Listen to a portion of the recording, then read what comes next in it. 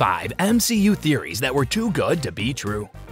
If you like comic books, you have certain expectations for superhero movies. Expect thrills as Nick Fury visits Tony Stark to discuss the Avengers Initiative. When Volstagg refers to the Tesseract as an Infinity Stone, things become serious. Doctor Strange and Mordo's relationship is doomed to collapse. The long-haired assassin with the metal arm who threatens Captain America is well known. That doesn't mean you can foresee the future with 100% accuracy. The MCU adaptations aren't faithful to the comics or graphic novels. Captain America: Civil War is the most accurate to the comic, yet it still deviates slightly. Hello everyone and welcome to another video on our channel. In today's video, we're going to discuss 5 MCU theories that were too good to be true. So stay tuned to find out. Now, let's start our video.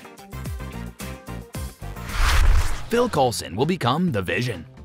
Whatever timeline you use, the narrative of how Vision came to be is a mouthful.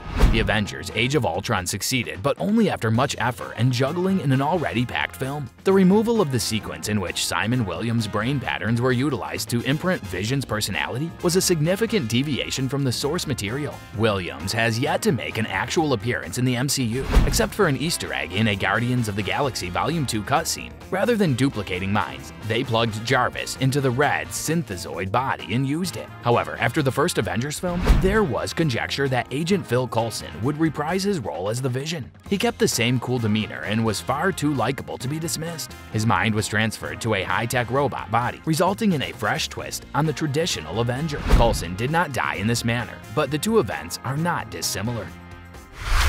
Loki will be Thanos' advisor. In the literature, Thanos snapping out half of the universe's existence was just the beginning, not the dramatic Empire Strikes Back climax. Anybody could use the Infinity Gauntlet and its 6 stones without fear of bodily harm or being cooked by cosmic energy. That's why holding the Infinity Gauntlet makes you virtually unstoppable. Thanos constituted such a threat that even Mephisto, Marvel's Satan but not really but truly, could only advise him, even though he had every intention of stabbing him in the back at the first opportunity. He spent most of the story hiding out of dread of what Thanos may do to him. Loki was already Thanos' servant in the Marvel Cinematic Universe. He can be seen prostrating before the Mad Titan and surrendering the Tesseract in the Avengers Infinity War trailer. Before the trailer was even published, fans had already determined that Loki would play Mephisto. If you're liking this content so far, please consider subscribing and liking the video. Now let's continue. Thanos loves Hela.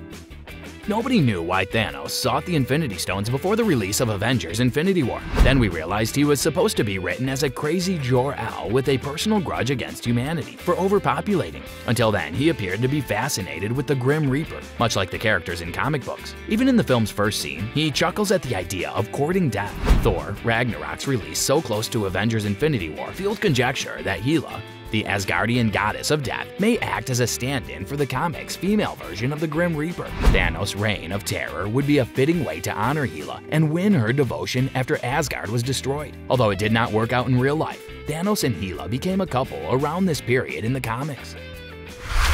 Wolverine fought Thanos.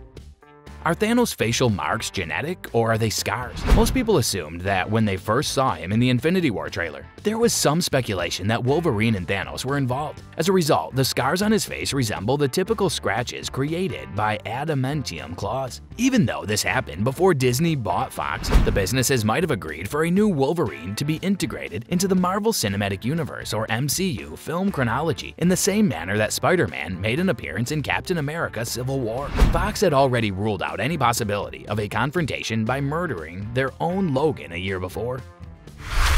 WandaVision will lead to the mutant age.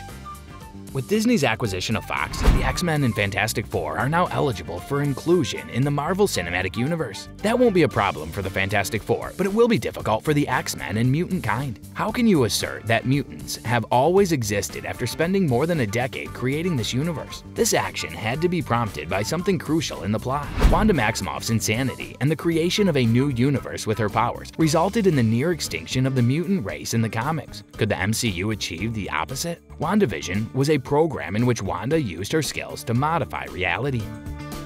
Well, that's all for today's video. Tell us in the comments section how this one was. I hope that you found this video interesting. You can subscribe and watch more videos on our channel to keep up with more content. We'll see you in the following video with some more notable celebrities, facts, and stories. And until then, stay tuned.